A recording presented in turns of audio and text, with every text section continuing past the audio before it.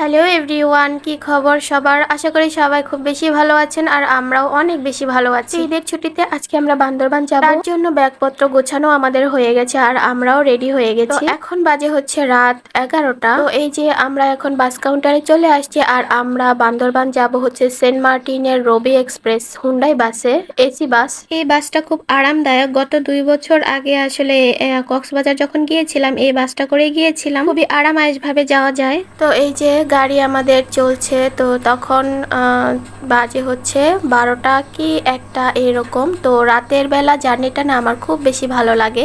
তো রাতের বেলা বসে মানে চারপাশের যে দৃশ্যটা সেটা আমার খুব ভালো লাগে। তো রাতের বেলা আসলে গাড়িতে কিন্তু ঘুম আসে না, তো এই দৃশ্যগুলো দেখলে ঘুম এমনিতেই কেটে যায়। আমাদের গাড়ি যখন কুমিল্লা আসলো তখন জমজম হোটেলের সামনে ব্রেক দিয়েছে, 20 মিনিটের জন্য ব্রেক দিয়েছে। তো আমরা ওই 20 মিনিটের মধ্যে ফ্রেশ হয়ে বা কিছু হালকা পাতলা খাবার আমরা নিয়ে গিয়েছিলাম বাসা থেকে, সেটাই খেয়ে নিয়েছি। এই যে ভোর 5টা বাজে আমরা বান্দরবান শহরে কিন্তু চলে এসেছি। বাস থেকে নামার পর ফিলিংসটা ছিল অসাধারণ। চারদিকে ছিল মানে বড় বড় উঁচু উঁচু পাহাড়। অনেক ঘন্টা বাসে থাকার পর যে বোরিংনেসটা ছিল সেটা অবশ্য কেটে যায় এই পাহাড়গুলো দেখে, মানে অনেক অনেক ভালো লাগছিল। তো এটা হলো আমাদের ফার্স্ট টাইম বান্দরবান ট্যুর। তো খুব সকালবেলায় চলে আসছি, ভাবছিলাম যে রাস্তাঘাটে হয়তো জ্যাম পড়বে, কিন্তু না, মানে অনেকটা সকালেই আমরা চলে আসছি বান্দরবানে। ঢাকা থেকে আমাদের হোটেল বুকিং করা ছিল। এই যে আমরা আমাদের হোটেলে চলে আসছি। হোটেলের রুমটা দেখে আমার অনেক পছন্দ হয়েছে, খুবই গুছানো আর পরিপাটি ছিল। যেহেতু আমরা 4 জন,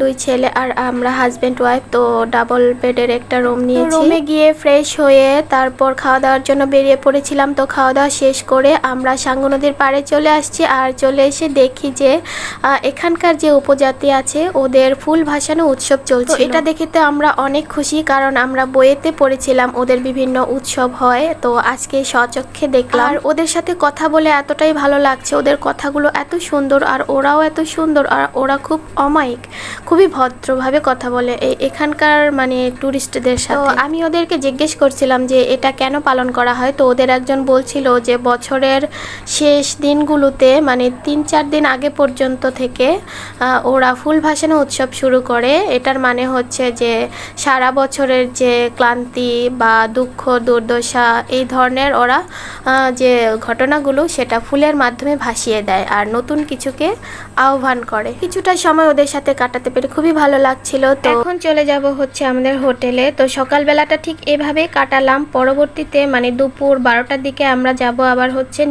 নীলাচলের সাথে। তো ওই সময়টাতে আমরা নীলাচল, মেঘলা, শৈলপ্রপাত, মিলনছড়ি এই স্পটগুলোতে আমরা ঘুরবো। তো আজকের ভিডিওটা এই পর্যন্তই। তো পরবর্তী ঘোরাঘুরিগুলো আপনাদের সাথে শেয়ার করবো। সবাই ভালো থাকবেন, টাটা।